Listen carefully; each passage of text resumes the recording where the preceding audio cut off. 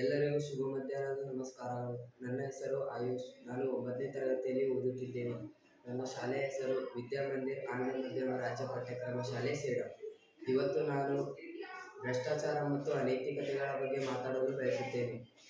ಈ ಭ್ರಷ್ಟಾಚಾರ ಎಂದರೆ ಲಂಚ ಕೊಡುವುದು, ಲಂಚ ತಗೊಳ್ಳೋದು, ಲಂಚ ಕೊಟ್ಟು ಕೊಲೆ ಮಾಡಿಸುವುದು, ಲಂಚ ತಗೊಂಡು ಕೊಲೆ ಮಾಡಿಸುವುದು ಮತ್ತು ಲಂಚದಿಂದ ವ್ಯಾಪಾರ ನಡೆಸುವುದು ಬಹಳಷ್ಟುಗಳಿವೆ. ಈ ಭ್ರಷ್ಟಾಚಾರದಿಂದ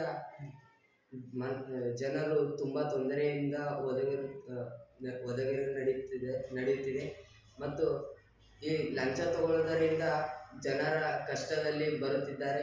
ಈ ಭ್ರಷ್ಟಾಚಾರವನ್ನು ನಾವು ತಡೆಗಟ್ಟಬೇಕಾದರೆ ಸಾಮಾನ್ಯವಾಗಿ ನಾವು ಶಿಕ್ಷಣದ ಮೂಲಕ, ಸರ್ಕಾರ ನೀಡಿರುವ ಸೌಲಭ್ಯಗಳ ಮೂಲಕ ಮತ್ತು ಈ ಭ್ರಷ್ಟಾಚಾರವನ್ನು ತಡೆಯಲು ಸರ್ಕಾರ ನಮಗೆ ನಿಯಮಗಳು ನೀಡಿದೆ. ಆ ಭ್ರಷ್ಟಾಚಾರವನ್ನು ತಡೆಯಬೇಕಾದರೆ ನಾವು ಮೊದಲು ಶಿಕ್ಷಣದಲ್ಲಿ ಮಕ್ಕಳನ್ನು ನಾವು ಹೇಳಬೇಕು. ಆ ಮಕ್ಕಳಿಗೆ ಅದರ ಬಗ್ಗೆ ಪಾಠ ಹೇಳಿ ನಾವು ಇದನ್ನು ತಡೆಯಬಹುದು.